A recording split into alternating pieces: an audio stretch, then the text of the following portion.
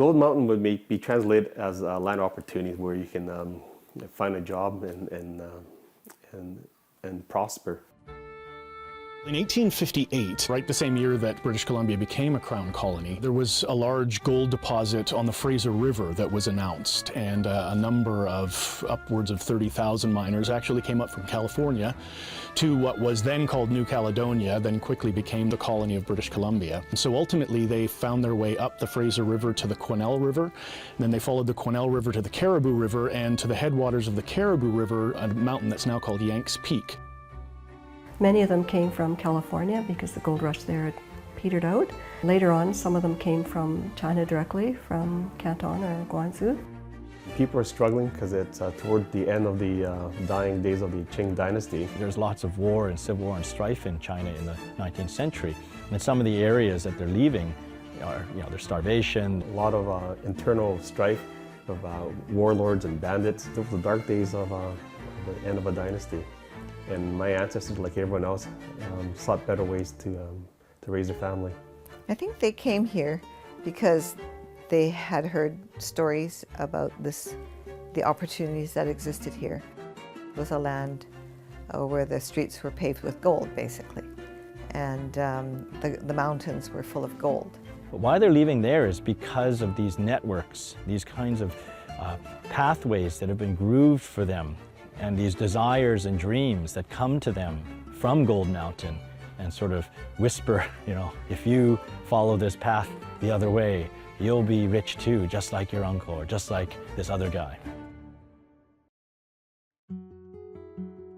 So a lot of the Chinese men who came, and it was mostly men, of course, they had the same dreams that everybody else did of just striking it rich on their own. The realities of living in a gold rush town, however, do very quickly catch up with you. A lot of people of all ethnicities, but specifically the Chinese community here in Barkerville, realized that there was more money to be made being part of the merchant class. And so very quickly, networks of people throughout the colony would be able to provide goods and services to a remote town like Barkerville. And people would be willing to pay a premium for those things, whether that be groceries or, clothing, mining equipment.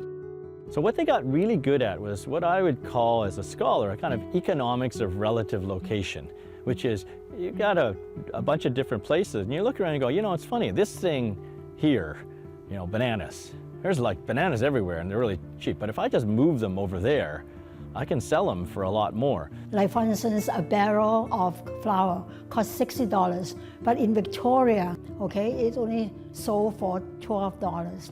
They had to find a way to survive. The only jobs that really were available to them were as cooks, as houseboys. Some of them opened up their own businesses.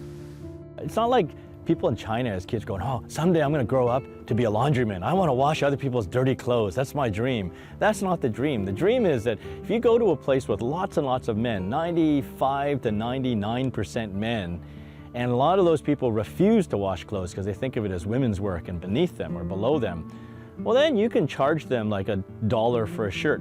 Now, when the Chinese make money in this land, it means a lot. If they make $1 in Canada, it's equivalent to $60. And then later on, it was even more. It's about $100. And then they send the money home to China to feed their family and to offer comforts for the families.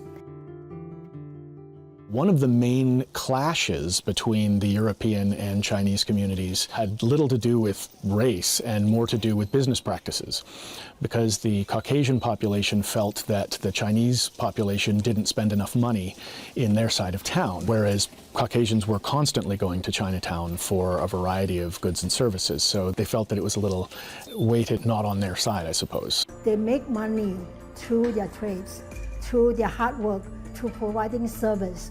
So they will go in that sense, but not necessarily that you really find the metal.